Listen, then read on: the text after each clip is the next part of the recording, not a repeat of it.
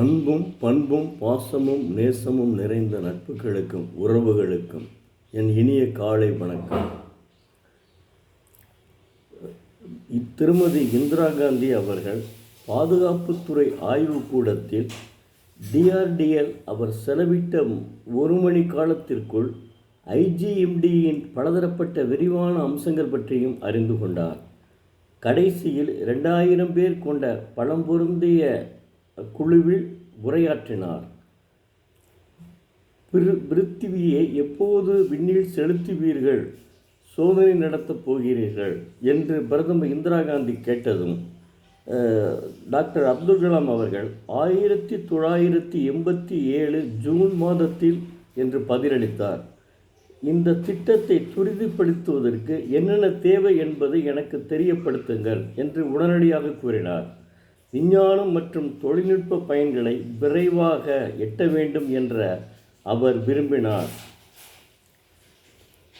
திட்டமிட்ட காலத்திற்குள் பணியை நிறைவேற்றுவதில் மட்டுமல்லாமல் அபாரமான செயல்திறனை வெளிப்படுத்துவதிலும் ஐஜிஎம்டிபி கவனம் செலுத்த வேண்டும் என்பதையும் சுட்டிக்காட்டினார். டாக்டர் அப்துல் கலாம் அவர்களின் திட்டங்களை மதிப்பீடு செய்வதற்காக புதிதாக நியமிக்கப்பட்ட பாதுகாப்புத்துறை அமைச்சர் எஸ்பி சவானை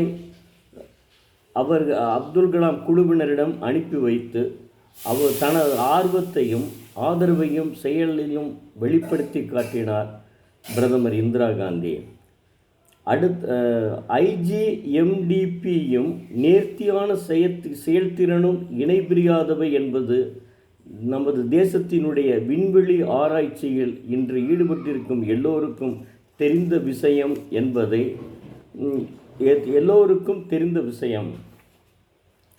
வெவ்வேறு ஆய்வுக்கூடங்களின் வடிவமைப்பு பணிகள், திட்டமிடுதல், உதவி நடவடிக்கைகள், கண்காணிப்பு அமைப்புகள் மற்றும் கல்வி நிலையங்களின் பணிகளை தொடர் நடவடிக்கைகள் மூலம் ஒருங்கிணைத்து மிகவும் இணக்கமான முறையில் துணித வளர்ச்சியை எட்டினார்கள்.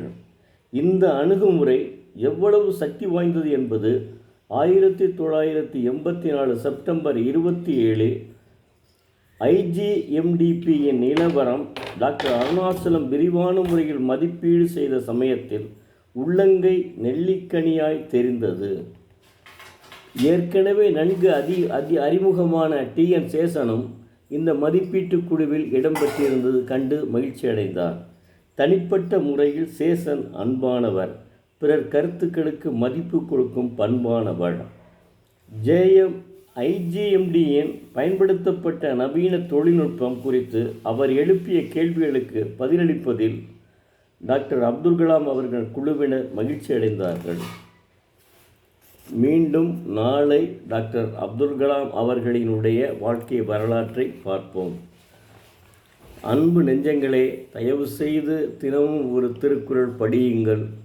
அதன்படி வாழ்க்கையில் கடைப்பிடியுங்கள். தங்கள் வாழ்வில் முன்னேற்றம் காண்பீர்கள். குறிப்பாக தமிழ்நாட்டிலே காவல்துறை இருக்காத அளவிற்கு நீங்கள் செய்ய வேண்டும் என்பதே என்னுடைய அன்பான வேண்டுகோள். நன்றி.